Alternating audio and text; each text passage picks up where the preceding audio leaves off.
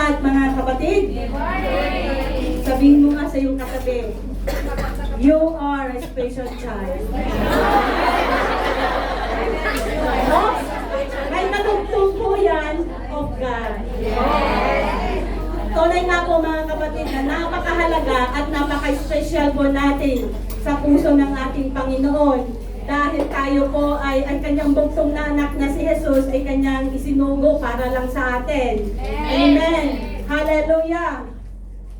Praise the Lord kasi nga this week masama po ang pakiramdam ko. Last week nag-preach po ako. Bali 2 weeks na po akong nag-preach ng different sermon. Kung 2 weeks na rin po akong walang tulog. Lagi po akong puyat. Or sabi nila, mas maganda na lang yung walang tulog kaysa naman yung walang gising. Amen. The joy of the Lord is my strength. Amen. Praise the Lord. Buti na lang hindi bumalik ang aking flu. Ala MacArthur yata, I shall return. Wag ka muna, mag-preach pa ako ng isang Sunday. Hallelujah. So, sa pagpapatuloy ng ating series, ongoing series na yung theme namin is Christ and the Human Condition. So, napakinggan na ninyo last week yung about death and doubt. So, ngayong umaga na ito ay ating pag-aaralan naman. Ito ay pamilyar na po sa atin. At it's all about suffering. Hindi na rin po natin kailangan yan na i-define. Or hindi na rin natin tanungin si Google or si Wikipedia. Dahil kayo na mismo makakapagbigay ng definition na yan. Dahil na rin kayo mismo ay nakaranas nito. Paghihirap. Kanina pa lang nakita ninyo akong tumayo sa pulpito. Suffering. Oh, si Sister Chiki pala. Uy, mag-overtime na naman to. Yan, suffering niya. So, kaya nga po mga kapatid, ang ating tema ay When God Sends Nowhere. About sa suffering, meron daw tatlong uri daw ng ring. Ito daw yung sa kasal ha. Ito daw yung engagement ring. Ito daw yung marriage ring. Ito daw yung suffering. Alam na alam yung mga may asawa. Pero sa totoong buhay lang po mga kapatid, ay hindi po ito biro. So, yung paghihirap ay totoong-totoo sa buhay natin.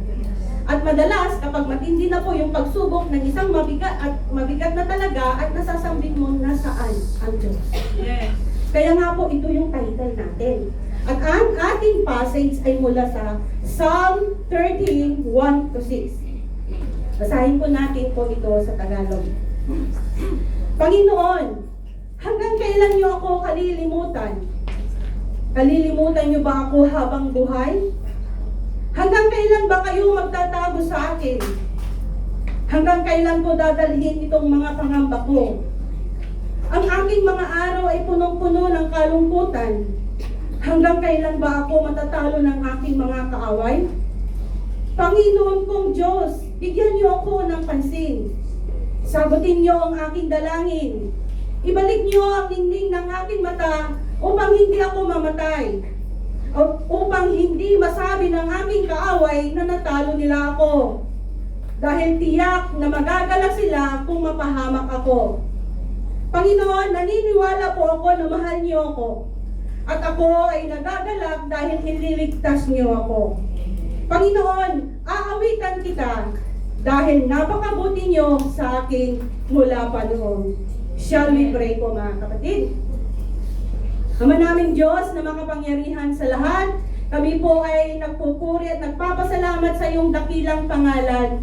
Salamat Panginoon dahil kami po itinipon mo sa iyong dakilang pangalan, O God. At salamat din po Lord sa lahat ng mga inunang iyong kaharian sa umagang ito. Hinihiling ko nga po Lord na ihanda mo ang puso ng bawat isa na itsunin nila Panginoon sa mensahe na inihanda mo para sa kanila.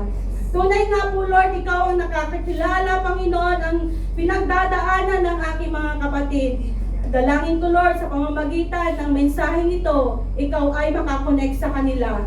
Dalangin ko, Lord, nakatagpuin mo ang bawat narito sa araw na ito dahil itinakda mo ang araw na ito para mapakinggan nila. Tulungan mo din po ako, banal na Espiritu, na ipahayag ko ang iyong banal na salita ng may kaliwanagan. Dalangin ko, Lord, na magrema sa buhay nila ang mensaheng ito. Holy Spirit, take over. And this is all my prayer in Jesus' name. Amen and amen. So, ang writer po ng ating binasa na Salmo ay si David. At ang historical context nito ay, sabi ng mga binasa ko sa commentary, there are two particular events sa buhay ni David kung kailan, bakit niya sinulat ito. Ito yung time daw na kung saan ay hinahabol siya ni King Saul para siya ay patayin. Yes. At sabi din ng iba na ito daw yung panahon na kung saan ay tumatakbo siya sa kanyang anak na si Absalom. Dahil nga nais agawin ang kanyang trono at nais din siyang patayin. So walang matibay na ebidensya mga kapatid kung alin po dito.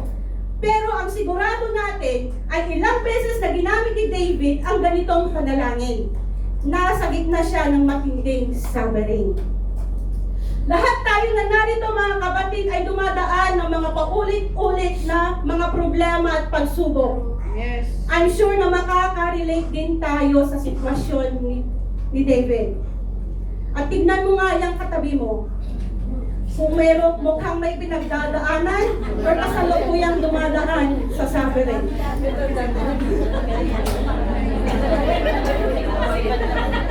So, sabi nga po dito, sabi sa Job 23:8-9, but if I go to the east, he is not there. If I go to the west, I do not find him. When he is at work in the north, I do not see him. When he turns to the south, I catch no glimpse of him. So Job was looking everywhere. Nahanap niyang Panginoon, but God seems nowhere. So, bakit kaya sinabi ni Job na bakit umabot pa sa punto ng hinahulog, sabi dito, hinalughog niya ang bawat sulok ng mundo. Although hindi man po literal na talagang hinalughog, nagtur si Job para hanapin ang ating Panginoon. Kung sa BBC yan, ito po ay figure of speech, hyperbole. Pero ang nais puntuhan ngayon dito ni Job ay sinuring niya. Hinanap niya ang Panginoon sa kanyang isip, sa kanyang emosyon, at sa kanyang panalangin. Ginawa na niya ang lahat, pero para hanapin ang ating Panginoon, pero wala siyang makitang sagot sa kanyang mga panalangin. At hindi rin niya maramdaman yung banal niyang presensya. Amen. At alam natin na bago niya sinulat ang verse na ito ay kalunos-lunos ang nangyari sa kanya.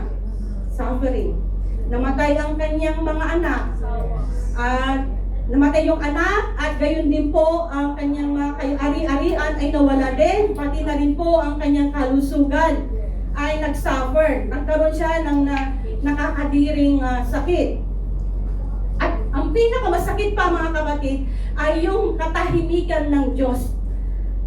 At kung ikaw naman, iisipin mo, ikaw yung nasa kalagayan ni David ngayon, si Job. Sa pananaw mo, parang ka nang inilibing sa ilalim ng lupa at lungkot dahil sa trahedya na kanyang naranasan. Yes. Ngunit, mga kapatid, hindi alam ni Job na may mas malalim palang plano ang ating Panginoon. Bakit niya nararanasan yun? Mga kapatid, may isang magandang halintulad po ito.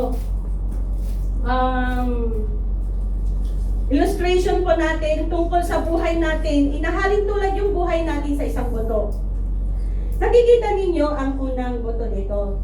Ito yung seed na kung saan the seed does not understand the harvest while it is buried. So kapag yung buto ay tinatanim mo, inilalagay mo ito sa ilalim ng lupa. Then sa lugar na kung saan madilim, malamig, at nakatago. Kung ikaw yung buto na nakalubog sa dilim, siyempre magpapanik ka. At malulungkot ka kasi wala kang kausap. Dahil hindi mo pa alam yung purpose kung bakit nariyan ka sa madilim na lugar, kung bakit ka nasa sitwasyon na yan, kasi nga hindi mo pa nakikita yung dulo.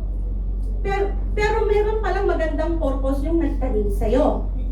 Now, kung inyong titignan yung second picture na kung saan sinabi niyan, yet the burial is a part of the process. So, sa pananaw ng nagtanim, ay hindi kanya inilibing, kundi itinanim ka. Magkaiba po yung word na itinanim sa inilibing. When we say living, para sa mga bagay po yan na patay na at wala ng halaga. At pag yung tanim naman ay may layunin, may inaasahang buhay, may prosesong nagaganap sa ilalim nito, na mag-grow ka, at kalaunan ay maglalabas ka ng bunga. And nakikita nyo na sa gitna ng picture. If you feel buried today, minsan ganyan yung itsura natin. Oh, yes. Feeling mo, sa dami ng mga problema, akala natin inilibing na tayo. Ng pagsubok, ng problema. Maraming babayarin. Yes. Nakakalunod ng mga bills. Na-terminate ka na, iniwan ka pa ng asawa mo, tapos may hospital pa ni miyembro ng pamilya mo. So, panibagong gastos yun. So now, makakaramdam ka na, nilalamon ka na ng dilim at nawawalan ka na ng pag-asa. Lord, nakalimutan mo na ba ako? At yung fourth picture, yan makikita mo na. Huwag kang mawalan ng pag-asa, kapatid. Dahil ang nasa, yung dulo, yung prosesong ito. You may not be buried, you may be planted. Hindi ka nilibing, kundi itinanim ka ng Panginoon. So, ang plano ng Panginoon, hindi ka mananatili sa dilim. Itinatanim ka ng Diyos. Ang Diyos na siyang nagmamahal sa'yo. Sabi nga doon, in due season, you will grow and bear fruit. Amen. Sino ang nagbigay sa atin ng gandang kasiguraduhang ito? Ang ating Panginoong Hesus. Yes. Bago niya hinarap ni Jesus ang kanyang sariling sabaring sa tindi ng hirap na dinanas niya sa cross ng Kalbaryo, ipinaliwanag ng ating Panginoong Hesus sa John 12:24 na katotohanang sinasabi ko sa inyo. Maliban na ang butil ng trigo ay mahulog sa lupa at mamatay, ito ay mananatiling nag-iisa. Ngunit kung ito ay mamatay, ito ay magbubunga ng marami. So, tignan ninyo yung connection, mga kapatid. Alam ni Jesus yung pakiramdam ng mahulog sa lupa. Ang pakiramdam na mapunta sa dilim. Ay, ito yung time na pagpapakahirap niya. So, ang layunin ng pagkakabaon ay hindi para matapos ang buhay, kundi para magbunga ng marami. Yes. Gaya yung nangyari kay Jesus sa cross ng Kalbaryo. Namatay siya para tayo ay magkaroon ng kaligtasan. Amen. Kaya nga po mga kapatid, ngayong umaga na ito ay meron po akong 3 puntos na ibabahagi sa inyo. At ang ating goal ay manumbalik muli ang inyong matinding pagtitiwalas at papuri sa Diyos. Amen. Na kahit sa mga panahong pakiramdam ninyo ay wala siya, pero batid niyong siya ay nananatiling tapat at mabuti sa inyo. Amen. So, ang una po nating puntos, when God seems nowhere, the pain of abandonment. How long, Lord, will you forget me forever? How long will you hide your face from me? How long must I wrestle with my thought and day after day have sorrow in my heart? How long will my enemy triumph over me? So, mapapansin ninyo, 2 verses pa lang yung binasa natin. 4 na beses nang inulit-ulit ni David ang salitang how long. Isang patunay na matinding sakit, pagod at pakiramdam na siya ay iniwan ng Diyos. Ito yung tinatawag nating human condition. Sa gitna ng matinding hirap o suffering, ang unang nagdidilim sa ating emosyon ay ang una palang nagdidilim sa atin ay yung ating emosyon. Nagsisimula na nating sabihin sa ating sarili, pag ganyan na meron ng paghihirap, matindi na yung mga suffering mo, sabihin mo na, nakalimutan na ako ng Diyos. O di kaya gusto mo nang kumanta, natutulog pa ang Diyos. Sa pagbigkas ni David ng hawlong, mararamdaman mo ang bigat at pighati ng kanyang puso.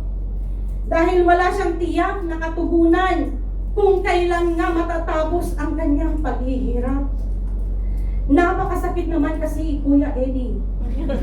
Kung i-relate natin sa ating buhay para makakonect tayo sa damdamin ni David, ano yung mararamdaman mo kung ang yung lalaking nagmamahal sa'yo, yung nangako sa'yo, nasusungkitin niya ang between at pati na rin yung buwan, pero yung time na kailangan mo ng kausap, yung time na kailangan mo na mag-i-encourage sa'yo or maglalambing sa'yo, kasi nga ikaw yung parang nadidepress ka sa sitwasyon mo, sa amo mo, hindi ka man lang maalalang i-chat.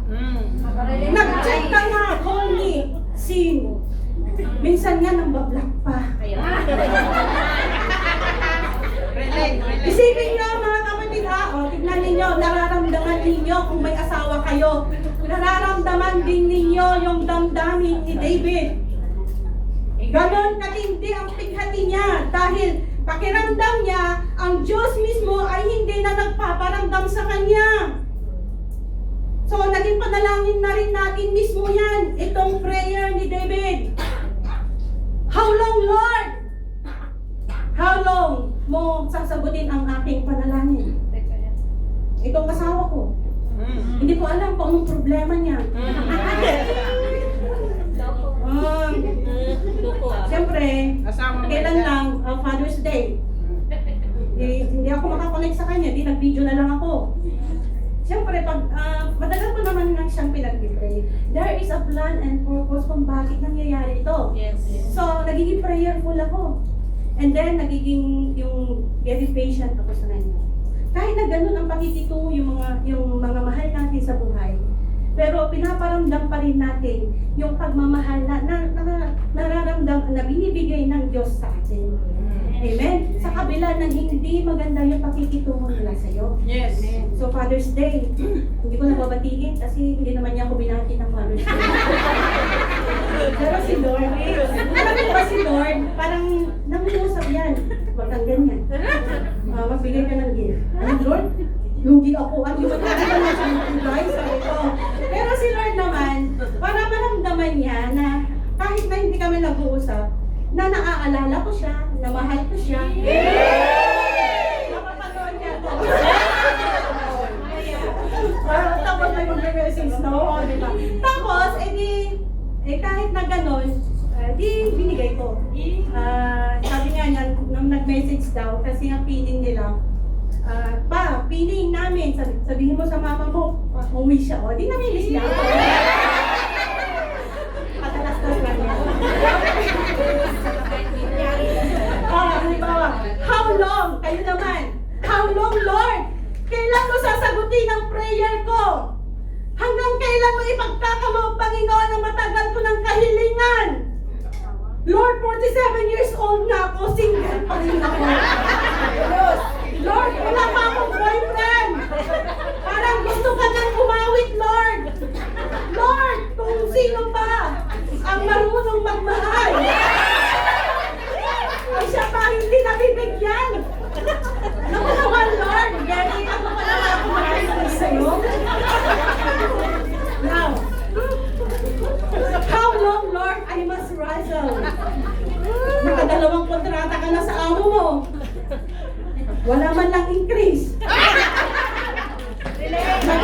Hanggang how long, Lord, na magtitiis ako dito? Apat na choice ang pa rin yung binibigay sa'yo. Yung steam fish, yung mata na lang kayo. So, mga kapatid, nilalagyan kasi natin yung due date, yung panalangin natin sa Panginoon. Gusto natin kasi marising natin agad yung pangako ng Panginoon eh. Lagi tayo nag-aabang. Gusto natin yung mabilisan. Eh, gusto natin urgent, Lord, emergency. 50 na ako, Lord. Now na. Gusto mo kasi now na eh. Now or never? Ngayon na, now or never. Manatili kang single forever. Di ba rin? Si Lord naman ang iyong forever. So, ang Diyos ay kumikilos sa kanyang season, hindi sa ating season. At aminin natin mga kapatid, na normal lang naman pong magtanong sa ating Panginoon. At walang Kristiyanos dito na hindi pa kayo nagtanong sa Panginoon. Ako, nagtanong na rin ako. Lord, bakit mo kaya pinahintulot na daanan ko itong problema ito? Bakit hinayaan mo mangyari sa akin ito? Si David, tinawag siyang a man after God's own heart. Eh, nakaranas siya ng suffering. So, akala natin kasi, pag yung tao ay malapit siya sa Diyos, pastor siya, naglilingkod siya ng matapat, faithful tither siya, ay hindi na sila makakaranas ng problema.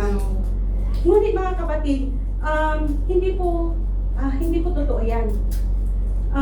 Alam niyo ba, pag yung lahat tayo po, hindi po tayo exempted, makakaranas po tayo ng mga pagsubok, ang mga paghihirap sa buhay. Hindi na nga natin alam kung saan tayo huhugot ng tulong.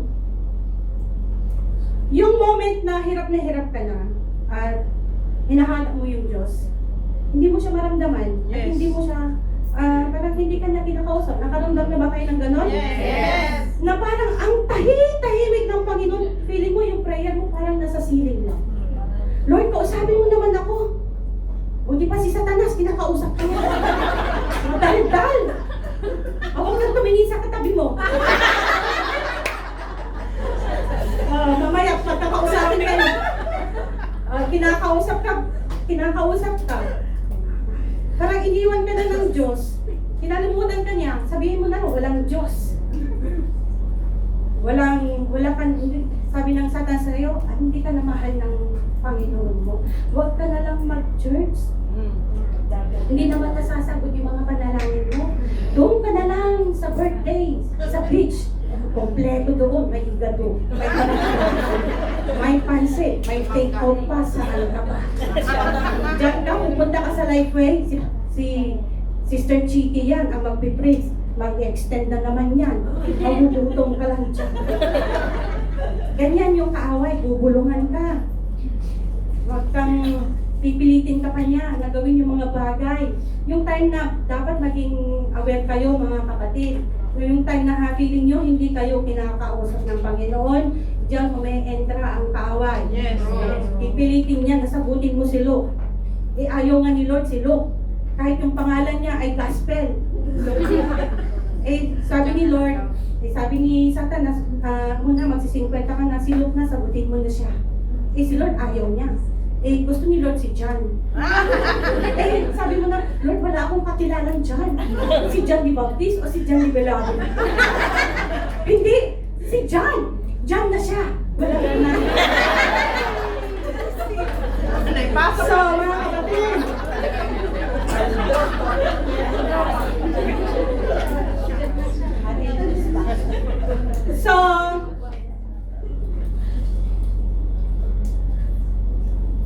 gaya ng sinabi ni Charles Spurgeon, God may hide His face, but He never forgets His child.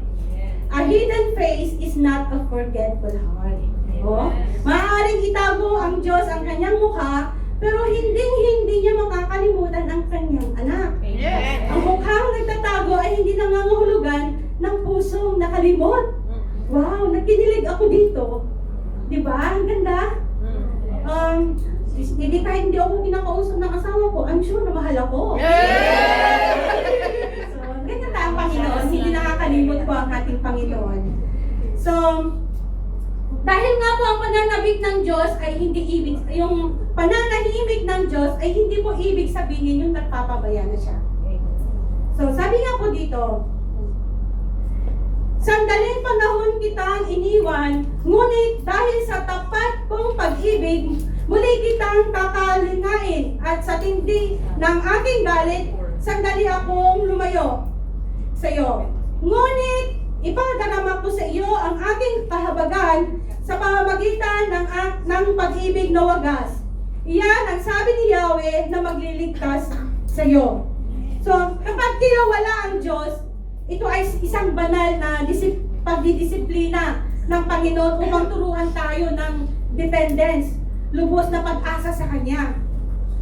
So, ang mga magulang po, tayo, gusto natin sa ating mga anak ay maging independent sila. Yes.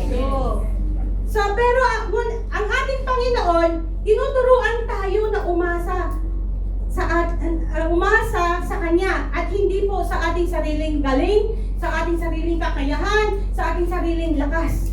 Nais ng Panginoon na sa Kanya tayo maging dependent. Paano nga ba tumutugon ang Diyos sa ating emosyon ng pagka-abandona? Una, nagpapaalala siya sa atin sa Isaiah 49:15-16. Ang sagot ni Yahweh, malilimot kaya ng ina ang sarili niyang anak? Hindi kaya niya mahalin ang sanggol? Sanggol niya niluwal kung mayroong inang lumiliwat sa kanyang anak, hindi ko kayo kalilimutan kahit sandali. Jerusalem, Lifeway Church, hindi kita malilimutan. Amen. Pangalan mo ay nakaukit sa ating mga palad. Amen. So, kung yung isang ina sa lupa ay hindi po nakakalimot sa kanyang anak, ay mas lalo na po ang ating Panginoong Diyos. Ang kanyang katapatan ay hindi po nakadepende sa ating pakiramdam o sa ating emosyon. Mamahalin pa rin tayo ng Panginoon kahit nabugnutin ka. So, ngunit ang pinakamalaking patunay na tugon ng Diyos ay makikita sa cross ng Kalbaryo. Matthew 27:46. Si Jesus mismo ay sumigaw sa tindi ng sakit at bighati. About 3 in the afternoon, Jesus cried out in a loud voice, Eli, Eli, lema sabachthani, which means, my God, why have you forsaken me? So, bakit kailangan ng ating Panginoong Hesus na maranasan yung ultimate abandonment o yung ganap na pagtalikod ng ating Diyos Ama? Una, dahil siya po ang naging substitute natin. Sinabi po iyan sa Isaiah 53:5. Ngunit siya ay nasugatan dahil sa ating mga pagsuway. Siya ay nabubog dahil sa ating mga kasalanan. Ang parusa na nagdudulot sa ating ng kapayapaan ay nasa Kanya. At sa pamamagitan ng Kanyang mga sugat, tayo ay gumaling. So, yung sandaling, yun sa cross, binuhat ng ating Panginoon ng ating kasalanan. Lahat yung dusa, yung kasalanan ng sanlibutan, pinataw sa Kanya. Dahil ang ating Diyos Ama ay banal siya, hindi siya maaaring tumingin sa dumi ng kasalanan. So kaya nga po, ang that moment ay pansamantalang tumalikod ang ating Ama. Dahil hindi niya kayang tignan ang ating Panginoong Hesus na nakabayubay sa cross ng Kalbaryo. Hindi na si Jesus ang nakikita niya doon, kundi ang ating mga kasalanan na ipinako doon sa cross. Tinanggap ni Jesus ang parusang dapat po para sa atin. Yes. Number 2, yung upang hindi mo kailanman maranasan yung tunay na abandonment. Dahil si Jesus ay ganap na iniwan sa cross at binayaran niya ang parusa upang magkaroon tayo ng walang hanggang katiyakan. Kaya nga, iyan din ang dahilan kung bakit mayroon kang pangakong pinanghahawakan. Yes. Na pag ikaw ay nasa matinding suffering, sabi ng ating Panginoon, tatandaan mo to, I will never leave you, nor forsake you. Yes. So mga kapatid, kung ikaw ay nasa moment ng matinding suffering ngayon, at nagtatanong ka sa Lord, nasaan ka? Hindi ka huhusgahan ng ating Panginoon. Dahil si Jesus, naranasan din niya yon. Hindi rin siya magagalit sa iyo. Pero mga kapatid, ito ay iyong pakakatandaan. Pag nararamdaman mo na parang wala ang Panginoon. Sabi dito, Hebrew 4:15, mayroon tayong isang high priest na nakikiramay sa ating mga kahinaan. Hindi siya malayo sa iyo. Siya ay nakakaunawa dahil siya din po ay dinaanan niya yon.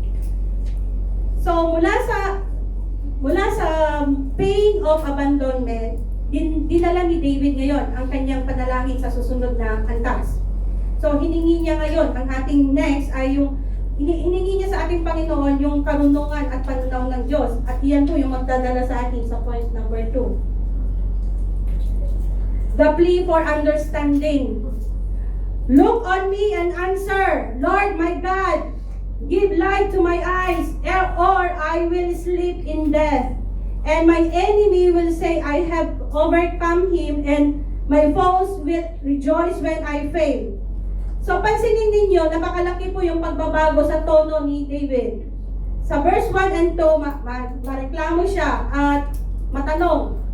Nakatingin lang siya sa kanyang sarili at sitwasyon. Ngunit pagdating sa verse 3, nagbago na yung ihip ng hangin. Nakikiusap siya sa Diyos na bigyan siya ng liwanag ng kanyang mata. Bakit liwanag sa mata? Ang hiningi ni David. Sa kulturang Hebreo, ang madilim na mata ay sinisimbolo ito ng panghihina, kawalan ng pag-asa, papalit at papalapit na kamatayan. So, pag ikaw ay nasa dilim ng matinding pagsubok, nagdidilim din ang iyong paningin. Yes. Kaya nga po, marami yung nababalitaan natin nagsisuicide Yes. dahil hindi nila nakayanan yung mga pagsubok na dumaan sa kanila. And then, dahil na rin sa kawalan po ng pag-asa, dahil ang nakikita mo na lang ay yung dulo ng problema. Magdidilim nga naman kasi ang iyong paningin dahil sa matinding pressure. Mag-pressure ka sa pamilya mo. Mag-pressure ka din. O di kaya magdidilim ang paningin mo. After ng service, buksan mo yung Facebook, yung WhatsApp mo, nag-chat si amo. Cheche, where did you put my things, my kids, my things? Day off mo, pero kung ano-ano ang mga tinatanong sa'yo. Magdidilim talaga yung paningin mo. Kung wala kang makitang pera sa wallet mo. Magdidilim talaga pag may hihingi na naman ng pera sa iyo sa Pilipinas. O di kaya pinapauwi ka ng amo mo ng maaga.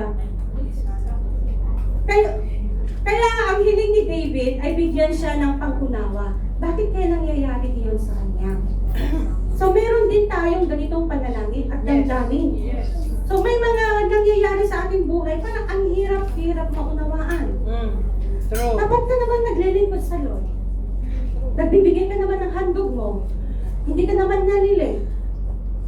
Bakit hanggang ngayon ay hindi pa tinutugan ng ating Panginoon ang ating panalangin? Bakit sa'yo pa ibinigay yung ganitong uri ng amo? Diba? Nag-pray ka naman. Pero yung napunta sa yung amo, mas masahol pa sa una mong amo. Bakit na sa'yo pa napunta? Ang daming-daming mga problema. Bakit ayaw i-share ni Lord sa katabi mo? Lord, unfair! Minsan talaga napapaisip tayo eh. Lord, hindi ko talaga mag-gets. Naglilingkod naman ako sa'yo. Bakit sa akin pa binigay? Bakit hindi mo binigay dito kay Masa? Sinong Masa? Masandal lang, idlip na. Masandal na, tulog na. Dapat sa kanya, Lord. Hindi na yung nagte-take note eh. Dahil si David ay may matinding relasyon sa Diyos, alam niya, kapag hindi niya maramdaman yung manifest presence ng Panginoon o yung totoong pagkilos ng Diyos sa buhay niya. Tingnan natin. Sabi ni Jesus dito, whoever has my commands and keeps them is the one who loves me. The one who loves me will love by my Father. And I too will love them and show myself to them. So, ang sumusunod kay Kristo Jesus ay kanyang mamahalin at ipapakita niya ang kanyang sarili sa kanila. So, hindi talaga papayag si David na walang pagtatagpo sa Diyos. So, sapagkat isipin ninyo yung buhay na walang presensya. Ganito ang mararamdaman mo. Without God, our week would be sin day, mourn day, tears day, waste day, Thursday, fight day, shatter day. 7 days without God makes 1 week. Manghihina ka talaga. Hindi ka manghihina dahil choice ang lagi ang ulam mo or noodles. Manghihina ka talaga pag wala si Lord sa buhay. Amen. Kapag ang espiritu mo ay mahina, madilim, naaapektuhan ang paraan ng pagtingin mo sa lahat ng mga bagay sa paligid mo. Bugnutin ka. Mainitin ang ulo mo. So, kapag ang espiritu mo ay mahina, the condition of your heart, the condition of your spirit affects the way you see everything around you. Kahit kulay ng kortina will offend you. Blue? Bakit hindi pink? Kasi puro tayo babae. Dapat palitan naman. Napapansin mo lahat. Pati yung asher na hindi ka man lang nag-green. Hindi man lang mag-green. O di kaya ang kapatid na hindi ka nilitian, hindi ka nilapitan. Oo. It will offend you. Mamaya pag magkakainan, makikita ka, may nakita kang kapatid. Ay, ang laki ng sumo. Kasya yung 4 na kutsa. Ay, hindi na balik yan sa light weight. Kasi simbo nila. Parang nakikita mo na lahat. Na-offend ka na. May sasabihin lang yung sargop leader mo, ma-offend ka na. Galit na naman si leader. May sinabi lang. Hindi siya galit. Nagpapaalala lang. Mga kapatid, ilan sa inyo sa umagang ito, nagdidilim ang paningin dahil sa tindi ng suffering na nararanasan. Pressured ka sa bigat ng responsibilidad mo sa pamilya mo? May karamdaman ang miyembro ng pamilya mo? Si Jesus lang po, ang katugunan po. Sabi nga po dito, I am the light of the world. Whoever follows me will never walk in darkness, but will have the light. So, ibig sabihin, hindi niya ipinangako na mawawala agad yung problema mo. Pero, ipinangako niya na sa gitna ng ating paghihirap, may liwanag na bibigay sa atin ng direksyon. May pag-asa na makakahakbang ka muli. At sabi ng Lord, ayaw niya kasi na ayaw niya na kumanta ka nang gusto mo nang bumitaw. Bakit kaya, mga kapatid, na hindi pinapakita ng Diyos ang buong detalye ng future natin? Natanong niyo na ba yun? Bakit kaya hindi mo pinapakita, Lord, yung future namin? Para naman mapaghandaan namin yung bawat hakbang na gagawin namin. Para naman alam namin, may lumapit sa iyo na kaibigan mo, pinautang mo, hindi nagbayad. Kung alam sana natin na hindi magbabayad yun, ay hindi natin siya pinautangan. Bakit kaya hindi nire-reveal yun sa atin ng Panginoon? Dahil na lamang po, halimbawa, nung yung ikakasal ka, halimbawa si Sister Luz. Bigyan natin siya. Tinanong siya ng pare. Ayan, nakaharap na sila. So, Luz, do you take Richard to be your lovely husband? To be together in the covenant of marriage? Will you love him and keep him in sickness, in health, till death do us part? Hindi siya nakatatlong mag-idol. Pero biglang may lumitaw na monitor doon. Nakita mo yung sarili mo doon. 10 years from now. Paano ganon? Ipapakita ni Lord yung buhay mo na. Ito yung magiging-los. Ito yung magiging buhay mo 10 years from now. Wow, nakabaster ka, may bigit kang bata, may bata pa dito, may bata dito, may likutan, may ganon. Siguro wala nang married ngayon, puro single na. Amen? Ito ang dahilan po kung bakit sinabi sa Deuteronomy 29:29. The secret things belong unto the Lord our God. But those things which are revealed belongs unto us and to our children forever, that we may do all the words of His law. So, may mga bagay na sadyang itinago ang Diyos. Hindi para tayo ay para ipagkait sa atin yung sagot, or hindi para tayo ay takutin, kundi dahil nais ng Panginoon na tayo ay magtiwala sa Kanya sa ating bawat hakbang. Kasi nga, pag alam mo na yung mangyayari kinabukasan, alam ko na, pag mag-prepare ka na. So, hindi ka na magtitiwala sa Panginoon. Yes. So, iyon ang purpose ng ating Panginoon. Ngunit, paano niya ihahayag sa atin? Sinabi niya po dito, sa 1 Corinthians 2:9-10, subalit, tulad ng nasusulat, hindi ba nakikita ng mata o naririnig ng tainga, ni hindi pa sumasagi sa isip ng tao ang mga inihanda ng Diyos para sa mga umiibig sa Kanya. Ngunit, ito'y inihayag na ng Diyos sa atin sa pamamagitan ng Espiritu.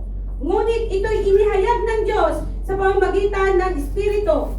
Lahat ng bagay, maging ang mga pinakamalalim na bagay na may kinalaman sa Diyos.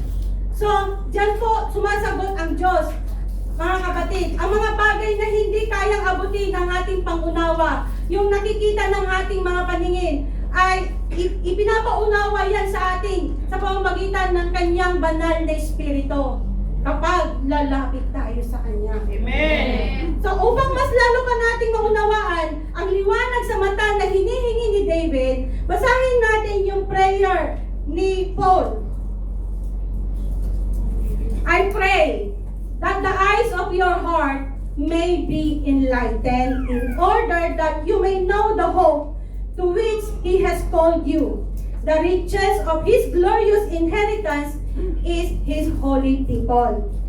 So, ang prayer ni Paul na maliwanagan ang mga mata ng ating puso. Bakit puso? Dahil ang pisikal na mata, problema lang ang nakikita.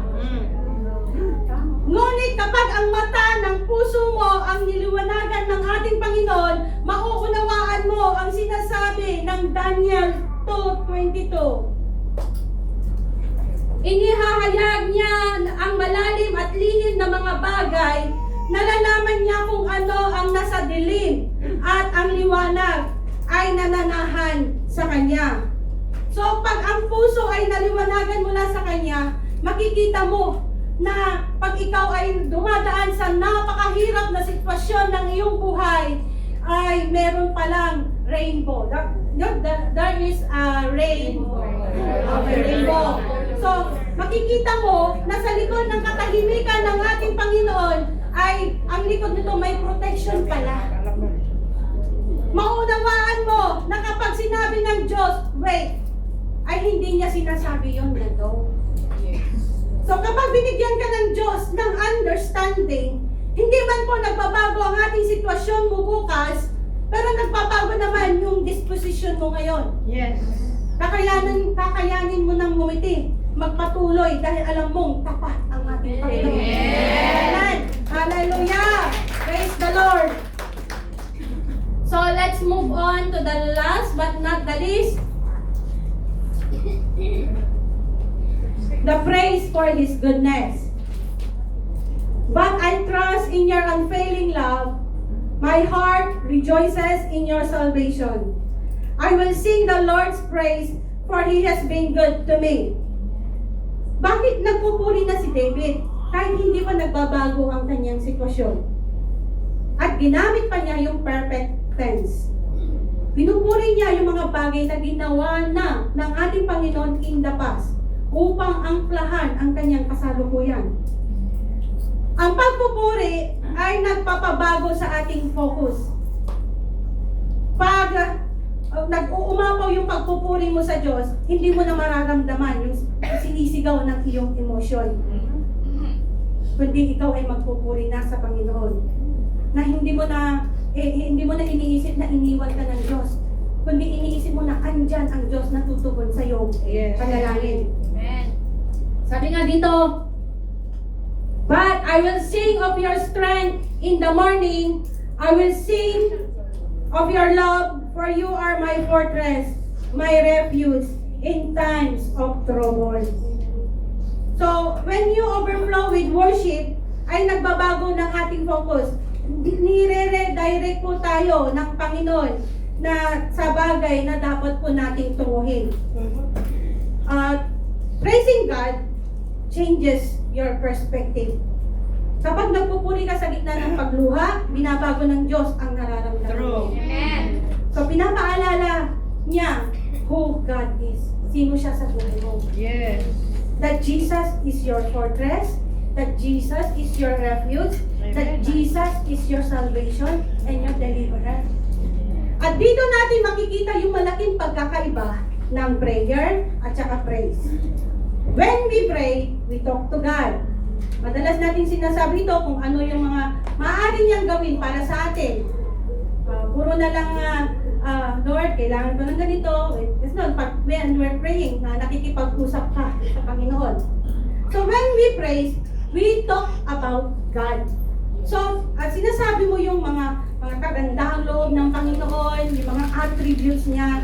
So, pinupuri natin siya kung sino siya at sa kanyang mga nagawa. So, yung hindi mo pa natatanggap yung healing, ngunit pinupuri mo na ang Panginoon na siya ay is yung great healer. And then, yung hindi mo pa natatanggap yung supply, ngunit nagpapasalamat ka na sa Panginoon, nagpupuri ka na sa Kanya, dahil alam mo, He is your provider. Amen. He is your Jehovah Jireh. Yes. Ang pagsamba ay nagpapahayag kung saan nakalagak ang iyong confidence o pag-asa. Yes.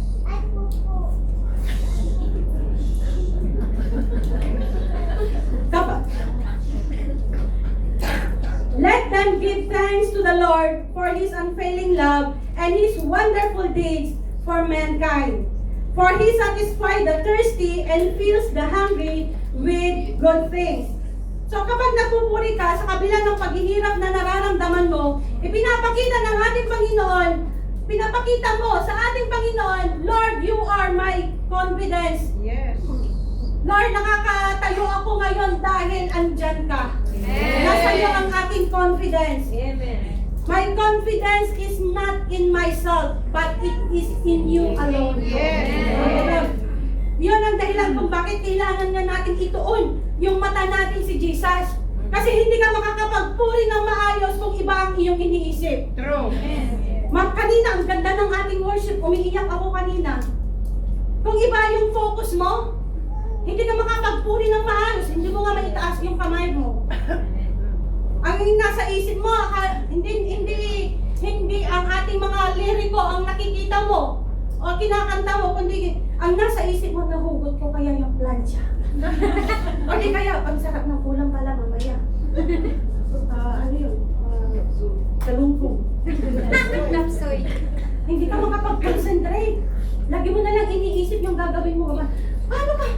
Hindi naman si Jesus ang pinofocus mo. Kundi yung gagawin mo mamaya. Yes. O di kayo, yung orasan. Yes. Tinitignan ninyo, 12:30 na. Kailan na. Hindi kayo nakafocus sa salita ng Panginoon. Sabi nga mo dito, let us fix our eyes upon Jesus, the author and perfecter of our faith. Amen. So when we fix our eyes on Jesus, there is a blessed assurance that Jesus will turn your sorrow into great joy. Amen? So ibig sabihin, hindi natin hinahayaan na lamunin tayo ng problema, kundi yung nakatingin tayo sa Kanya na may hawak po ang lahat. Para mas lalo mo ninyong maintindihan. Habang nagpipreach po ako, saan po kayo nakatingin? Sa akin, sa mukha ko. Hindi ba sa paa ko? Hindi kayo nakatingin sa paa ko, di ba? nabibris ako, hindi ganon. So nakatingin kayo sa, ang focus ninyo sa mukha ko. Paano kung sinabi ko sa inyo na may problema itong sapatos ko? Parehong kanan. Parehong kanan po ito regalo sa akin. O tignan ninyo na iba yung focus ninyo. Hindi na kayo nakafocus sa akin. Yan. So, nabalik na yung focus ninyo. So, ngayon, nung nakita ninyo na mayroong problema yung sapatos ko, na binigay sa akin, regalo to, hindi naman alam yung nagregalo sa akin. So, nabaling yung tingin nyo sa mukha ko. So, dahil, alam nyo ngayon, there is a plan and purpose kung bakit niya ibinigay ito. Para magamit ko na illustration. All things work together for good. Kaya alam nyo ba, instant na tignan ko yung sapatos ko, ang tagal ko talagang tinitigan. Yung beses kong pinagpalit-palit. Meron talagang mali, Lord. Nakita nyo. Mali talaga. Dito or dito? Diba lang, pero nasusuot ko naman, diba? Hindi naman napapansin. Sa mukha naman kayo nakatingin, diba? So ngayon, hindi ko tinignan yung mali. Hindi ko tinignan. Kundi tinignan ko yung puso ng taong nagbili sa akin. Hindi ko naman birthday. Pero naalala niya ako. Hindi naman kami nagkikita ng every Sunday yun. Basta nilagay na lang niya dyan. May note pa. Ang sweet naman. Pag na-appreciate ko siya, nasa kabila na, hindi ako nakafocus doon. Nakafocus ako sa puso ng taong nagbigay. Na, blinis niya ako ng sapatos. Nakita niya yata na hindi ako, ano na yun, natutuklak na kasi yung gamit ko. And then, ayun, ganyan din po yung ano natin sa Lord. Na dapat naka-fix our eyes on Jesus. Fix our eyes unto Jesus. Na hindi po natin titignan yung mga nakikita nating mga kakulangan, ano man yung mga mahirap na sitwasyon na pinagdadaanan mo. Kundi, ang titignan mo yung kasapatan at pag-ibig ng Diyos sa atin. Amen? So, ang pinakamalalim na batayan ng ating pagpupuri ay yung loving kindness ng Diyos. Hindi ito nakabatay po sa ating kabutihan, kundi sa kanyang katapatan. Dahil siya po ay tapat, wala noon, ngayon, at magpakailanman. Hallelujah. So, I would like to end my message sa testimony. 1 hour ulit. Okay. Mga kapatid, sa bahaging ito ng ating mensahe, nais ko pong ibahagi yung aking sariling karanasan. Ito po yung yugto ng aking buhay na kung saan ay personal ko pong naramdaman ang pain of abandonment, yung plea for understanding, at yung huli, paano ito nagbukas ng praising His goodness. Year 2015 po, dumating po ang pinakamadilim na pagsubok sa buhay namin. Kapatid ko po ito, pangalawa ko pong kapatid. Hindi po yun sa Efren Bata, si daddy ko po yun. 2015, na-hospital po ang kapatid ko. Diretso na po siya sa ICU. So, pinapauwi ako ng daddy ko. Para sabi niya, kung gusto mo pang makita ang kapatid mo, umuwi ka na. That is August. Ito po yung napakahirap na sitwasyon natin ng OFW. Umuwi tayo na biglaan. Ang pera ko lang pong umuwi, 2,000 pesos. Kasi nga bumili ako ng sarili kong ticket. Ang masaklap pa, wala man lang binigay na pakonsuelo yung amo. So, ganun lang. Then, diretso na, pagdating ko ng Pilipinas, diretso na po ako sa ICU. Diretso na ako. 10 days lang po yung binigay ni amo. And then, 10 o'clock ng gabi, alam ko lahat. Then sabi ng doktor, wala nang pag-asa ang kapatid mo. Brain dead na siya. At habang tinitignan ko siya, so, daming tubo na nakakabit. Tingnan ninyo mga kapatid, on 29 years old, kahit ganyan ang buhay natin, anytime, anywhere, bata, matanda, uuwi tayo anytime sa Panginoon. So, ngayon, panganay po ako, pinapadesisyon akong magpirma ng waiver na tanggalin na yung mga tubo. Pero nilaban ko dahil at that time, bagong Kristiyano pa lang ako. Yung time na, taon na yun yung time na I decided to follow Jesus. Pati yung pag-online business ko, dinalikuran ko lahat yun para sa Lord. Naiiyak lang po ako pero dahil sa kabutihan ng Panginoon, ito na po. Sa ating mga mananampalataya, andun yung pananampalataya natin na pagpagalingin siya ng Diyos. Yes. Maraming nagpipray, talagang pinikilim ko na mapapagaling siya dahil bata pa siya. At magaling po siyang kumanta. Talented siya. Ako magaling lang kumaki.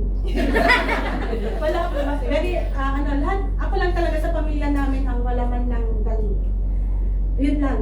And then, hindi po ako pumirma dahil wala pong imposible sa Diyos. Amen. Pero binawian pa rin po siya ng buhay. And sabi nga, that time, bago talagang nagpupumilit yung mga magulang ko na i-transfer namin ng hospital at isasala namin yung last na yung palayan namin.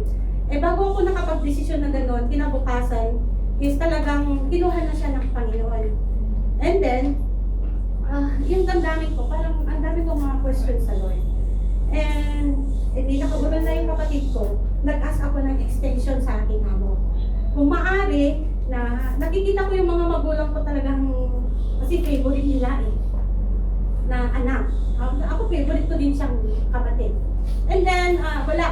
Ang sabi ng amo ko, bumalik ka yung araw na itinakda, or else I will blacklist you.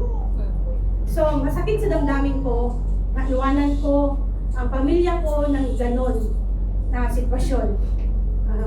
Yung yakap ko sa daddy ko, hindi ko akalain na yun na rin pala ang last na yakap ko sa kanya.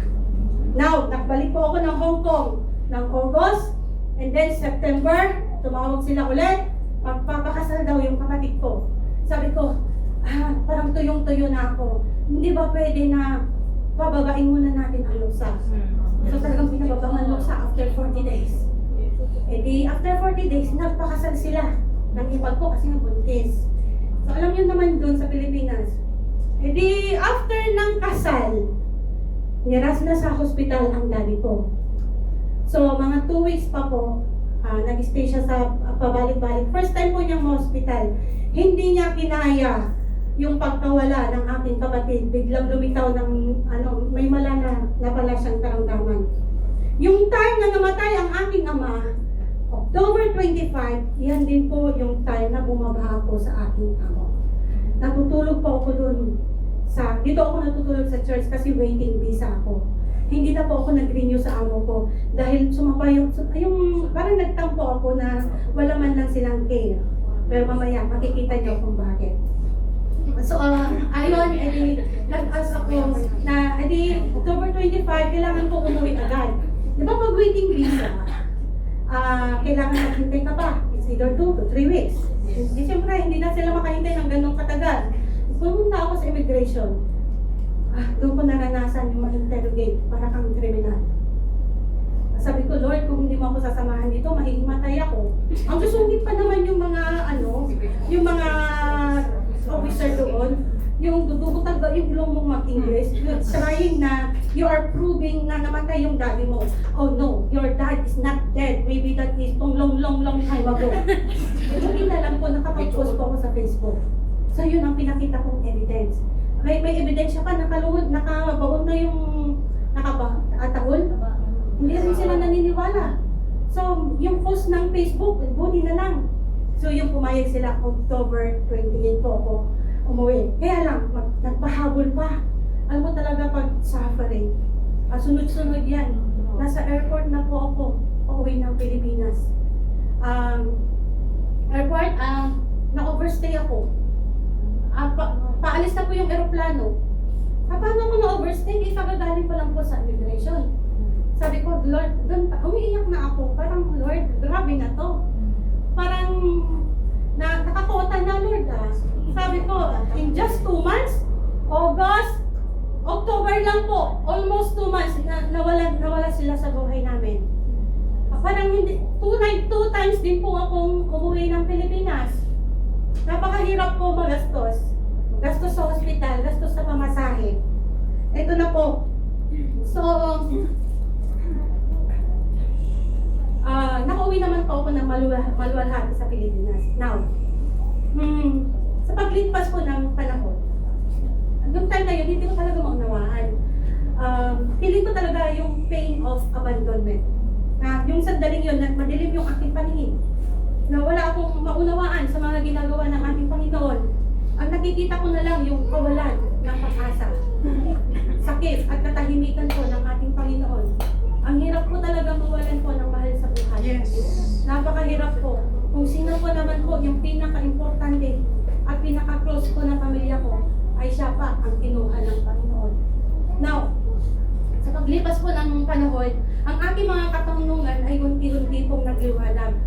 Niliwanagan po ako ng ating Panginoon. At doon ko po naunawaan na ang akala ko po na pinabayaan po ako ng ating Panginoon, kundi may kamay palang umaagapay sa akin that time.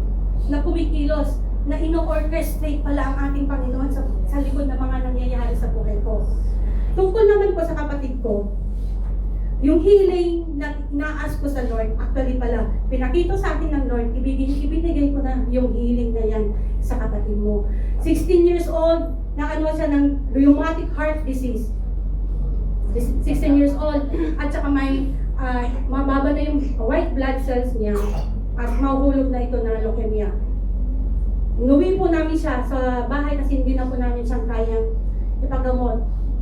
Open heart, wala po kaming pera, 200,000. So, ang ginawa, dito ko po nakita ang makapangyarihang pagkilos ng Panginoon. That God is our healer. Amen. Milagro. Sa milagro. Inuwi po namin siya, nag-herbal siya, through prayer.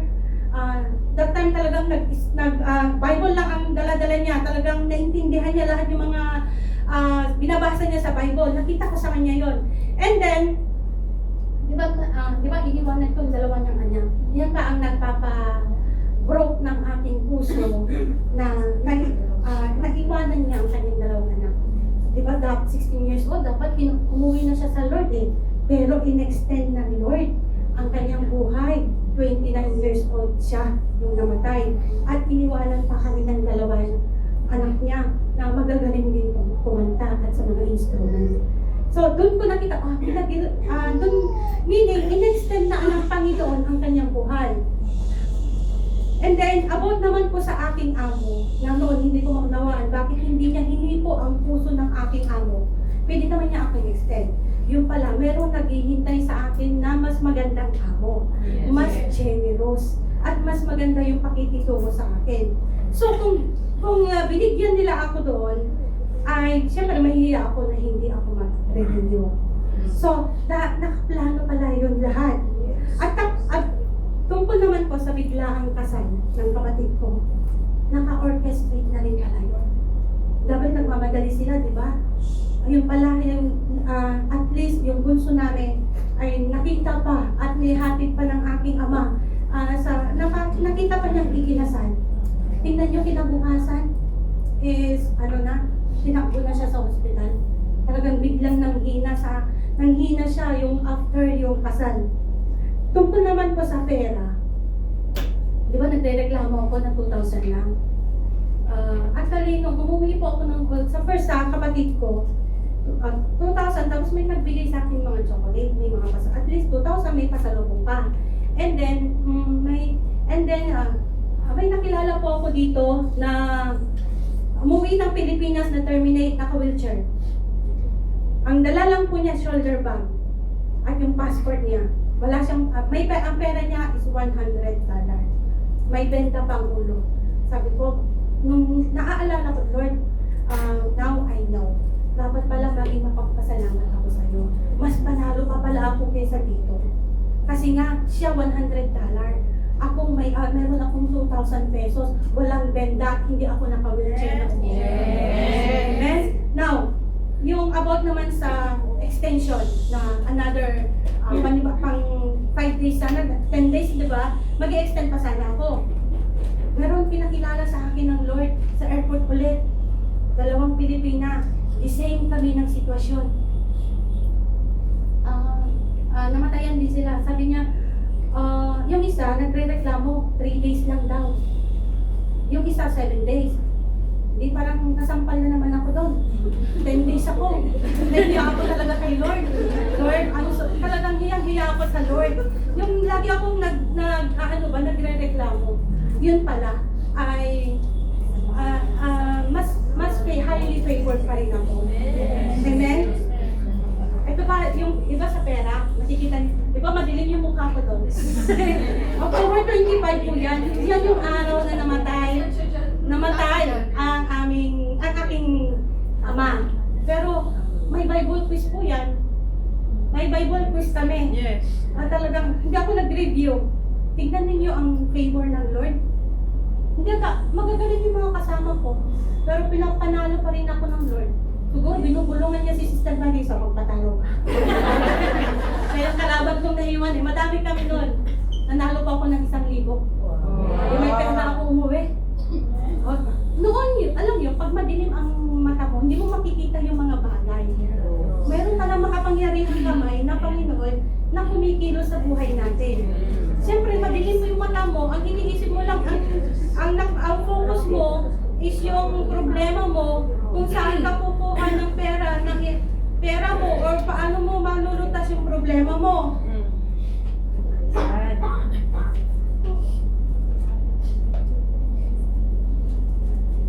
For my thoughts are not your thoughts, neither for my thoughts are not your thoughts, neither are your ways my ways, declares the Lord. For as the heavens are higher than the earth, so are my ways higher than your ways, and my thoughts than your thoughts. Last one. Diba, sabi ko, diba, brain dead yung kapatid ko. Bago yung gabi na namatay ang kapatid ko, is, di ba kasi tayong mga tao, yung isip natin, akala natin mas marunong tayo sa Panginoon. Buhayin mo, Lord, buhayin mo. Paano kung binuhay nga ni Lord ang kapatid ko, pero bedridden siya? Pero alam niyo ba ang Lord, ang galing? Inihanda niya ako na mawawala ang kapatid ko. Meron pumunta yung pastora namin, ang lakas pa ng ulan, pero pinuntahin niya ako. Sabi niya, alam mo, nag-share siya ng testimony niya. Alam mo, te, naranasan ko din i-question si Lord. Pastora yun yung tatay din niya is namatay. Brain dead din. Tapos, nag-pray siya na buhayin din siya. Eh, nakakilala na yun sa Lord. Sabi niya, pero namatay pa rin. Now, hindi ko talaga noon maunawaan natin. Pero ito yung revelation sa akin ng Lord. Kung binuhay ng Panginoon ang ama ko, and then ganun lang siya, naka-bedridden lang siya, siyempre mapapagot yun. Baka darating yung time na i-curse niya ang Panginoon. So, sabi ko, oh, pastora ba to ha? So, the same din yung kung sakali bubuhayin ng Lord, tapos gagastos ka pa. Now, kung minsan, hindi natin marurok yung kaisipan ng Panginoon kung bakit nangyayari yun. Kaya nga po mga kapatid, sa kabila po ng mga pangyayari sa buhay natin, purihin po natin ang ating Panginoon. Alam niyo, pag naaalala ko yung mga bagay na ginawa ng ating Panginoon sa buhay ko, minsan napapaiyak po talaga ako. Naisip ko na napakabuti po ang ating Panginoon. Kapag ang sitwasyon mo ay nagsasabing God seems nowhere, ipapakita niya sa iyo that He is here. Now, but nowhere, now here. So, the steadfast of the Lord never ceases. His mercies never come to an end. They are new every morning. Great is thy faithfulness. Hallelujah! Praise the Lord!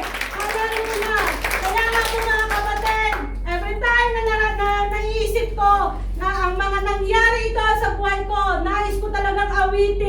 aawitan ng ating Panginoon na sabi ko, Lord, all my life you have been faithful. Amen. All my life, Lord, you have been so good to me. Lord, talagang alam mo, Panginoon, sabi mo, na mangyari ang lahat ng mga ito na ako ay nakakilala na sa iyo. Amen. Kristiyano ka man or hindi, mangyayari yon. Ang maganda doon, kung hindi ako Kristiyano na nangyari yon, baka ako ay matagal na patay na rin. Baka hindi ko kakayanin na mawawala sila sa akin. Ang assurance ko na lang, mga kapatid, ang nagpapalakas sa aking damdamin na wala man sila, pero andun yung assurance of salvation. Talagang iniloob pa ng ating Panginoon na makapag-share ako sa aking kapatid, na makapag-share ako sa aking ama. At the last moment na kukunin na sila sa Panginoon. Praise God, kasi yung kapatid ko, talagang matino pa siya nung kinakausap ko na sa phone, na talagang gusto niyang maglingkod sa Panginoon kung dudugtungan pa ng Panginoon ang kanyang buhay. Kaya lang, huli na ang lahat. Mayroon siyang boses, pero hindi niya yung ginamit sa Panginoon. Huwag mo nang hintahin pa, kapatid, na darating yung time na it's too late for you na ma-realize mo na tinanggap mo nga si Jesus pero wala ka ng pagkakataon na makapaglingkod sa'yo. Kaya nga mga kapatid, napakahalaga yung salvation sa buhay natin. Kaya po kayo narito para makita ninyo na after life, there is life after death. Yes. Amen. Huwag kayong papayag na lilisanin niyo ang mundong ito na hindi kayo pupunta sa langit. At siguraduhin din ninyo na kasama ninyo ang inyong pamilya pag darating ang panahon na makikita mo sila sa lugar na pupuntahan mo. Napakahirap sa damdamin na ikaw lang ang ligtas tapos yung pamilya mo ay hindi. Amen? Kaya nga po Lord, kaya nga mga kapatid, napakabuti po ang Panginoon. When you feel that when God seems nowhere, hindi po totoo yan, nandyan po ang Panginoon. Amen. He will never leave us. Lord, forsake us.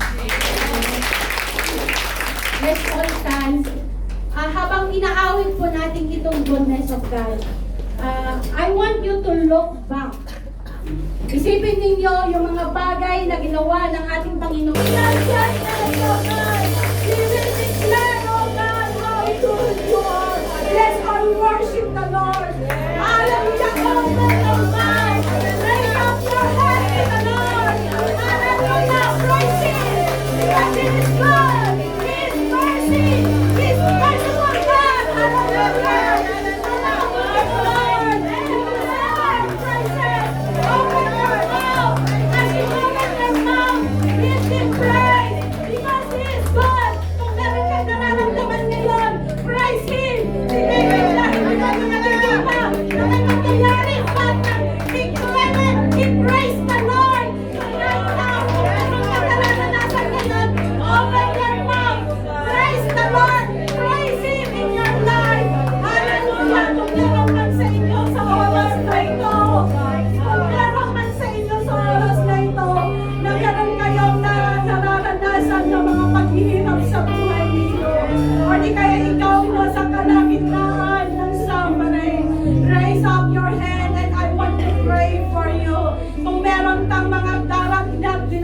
Sa iyong katawan ay itaas mo lang iyong kamay, kapatid, at nais kitang ipanalangin. Kung meron kayong mga pinagdadaanan sa oras na ito, huwag kayong mamahiya, huwag niyong tignan ang iyong katabi. Merong mensahe ang Panginoon sa inyo. Sabi niya, come, lumapit ka, anak. Come to me, all you weary and heavy laden, and I will give you rest. Si Jesus lang ang ating kapahingahan. Kung mabigat ang iyong damdamin, kapatid, hindi ko kayo kilala, pero si Lord kilala ka niya. Dumating ka dito na may kabigatan. Dahil hindi mo na kayang lutasin ang mga problema, anuman mga paghihirap na ito na kinakaharap mo. Dinala ka ng ating Panginoon sa oras na ito para mapakinggan mo ang mensahe nito. Ginamit lang ako ng Panginoon na maging instrument instrumento niya para ikaw ay kaaswapin niya. Kaya ito na yung pagkakataon mo na sa iyong pagtaas, ito ay sinisignify na sinusurrender mo ang buhay mo. Na kung saan hindi mo makayang lutasin ang mga bagay na nangyayari sa ito, nangyayari mga paghihirap na ito. I want to pray for you, mga kapatid.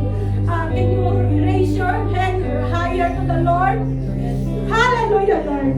Hallelujah, Lord. Oh God, Lord, nakikita mo ang mga kamay na ito, Diyos. Ang kanilang mga pagluha, Panginoon. Lord, kung minsan na nakakaramdam sila ng pain of abandonment. Lumadating yung time na, Lord, parang ang layo mo sa kanila. Parang ang tahi-tahi mo sa kanila. Lord, si parang sa Lord, hindi na kailangan na pala sa buhay nila. Sila lang, Panginoon, ang lumalayo sa'yo. Kaya po, Lord, yakapin mo nga po sila, Lord, sa oras na ito. I pray in the Holy Spirit. Will the Holy Spirit will come to you right now. Hallelujah. Lord, speak to them, Lord. Yakapin mo nga po, mga kapatid na ito, Panginoon.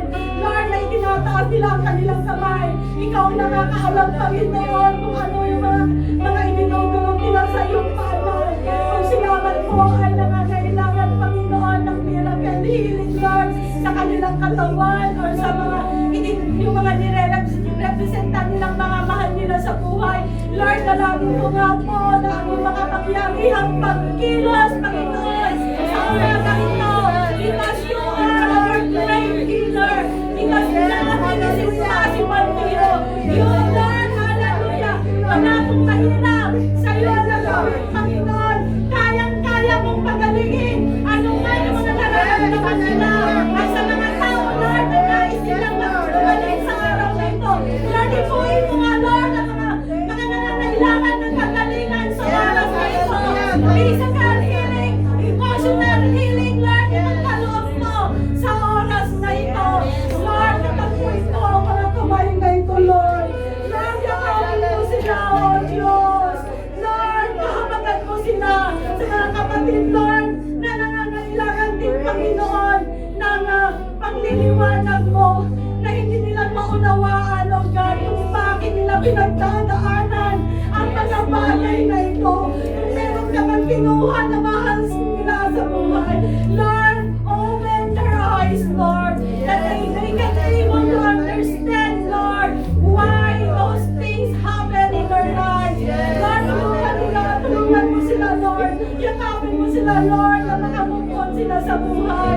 Na sila po ay magpatuloy, Panginoon.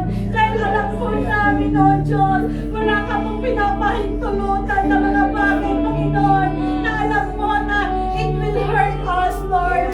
Lord, hallelujah. Tulungan mo po kami, Panginoon, na kami po ay magtiwala at mag-depend sa iyo, Panginoon.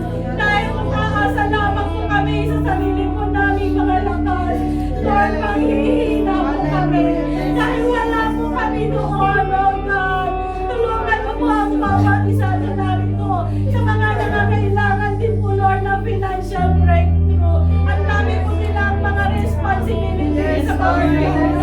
Kung sila man po ay nabibigatan na, Panginoon, bigyan mo nga po sila ng kagaanan sa oras na ito, Lord. At alalan nila that you are the God who is able to know the miracle things and life of your people, O God.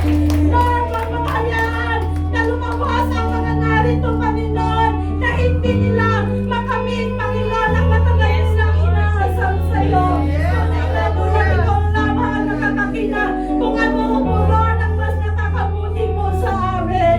Lord, tulungan mo po kami na lumakad, Panginoon, na ayon lamang, Panginoon, sa iyong kalooban. Salamat, Panginoon, sa pagtitiwala ng mga kapatid na ito. Bigyan mo nga po sila, Lord, ng kalakasan at pagpapala na malaman nila na ang mga testing na ito sa buhay nila ay magiging testimony nila, Panginoon. Na sila din ay darating ang araw na gagamitin mo ang mga testimony ito, Lord, to encourage them, to encourage other people, O God. Hallelujah. At meron pa akong isang challenge, mga kapatid. If you know in your heart na wala ka pang relasyon sa Panginoon, na putol ang ugnayan mo sa Panginoon, itaas mo lang ang iyong kamay.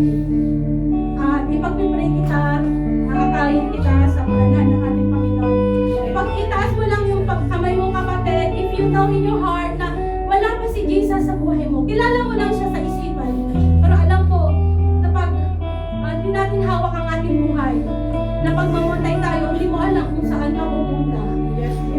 Ngayon pa lamang kapatid, huwag mo hayaan na lalabas ka sa bulwagan ito na hindi mo na-accept ang challenge na ito. One last chance. Kung ikaw ay kinausap ng Panginoon, and you know in your heart, hindi mo pa isinusuko yung buhay mo sa Kanya, itaas mo lang yung kamay kapatid, ipag-pray kita sa lugar mo kung nasaan. Huwag ka mahiya, huwag mo tignan yung nasa kanan mo, ipag-pray kita. And is there anyone here na nais niyang isuko ang kanyang buhay sa ating Panginoon? Hallelujah! Thank you, Lord. Hallelujah. Manalangin na po tayo. Hallelujah. Salamat, Panginoon, sa ginawa mo sa araw nito. Thank you, Lord. Dahil alam po namin, Lord, na kumilos ka kanina pa lamang. Salamat sa mensahe na binigay mo sa amin, O God. Thank you din po, Lord, sa mga kapatid ko na narito, Lord God, at kahit nag-extend po kami na narito pa rin sila. Hinihiling ko, Lord, ibuhos mo nga po, Panginoon, ang mga pagpapala, Panginoon, sa bawat isa, Panginoon. At i-extend mo din,